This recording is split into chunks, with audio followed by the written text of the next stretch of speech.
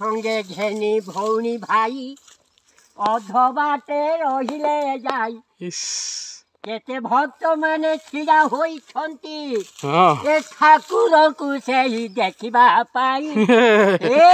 ବୁଢା ତ ଧାନ କାଟୁ କାଟୁ କମାଲ କଲା ମାନିବାକୁ ପଡିବ। ଦେଖ ଗୋଟେ 80 ବର୍ଷର ବୁଢା କି ଖୁସି କି ଆନନ୍ଦ, କାହିଁକି ନା 6 ମାସର ଯୋଉ କଷ୍ଟ ଦେଖନ୍ତୁ କେଡେ ସୁନ୍ଦର ତା ବିଲରେ ସୁନା ଫଳିଛି, ସେଥିପାଇଁ ସେ ଭାରି ମନ ଖୁସି ଅଛି।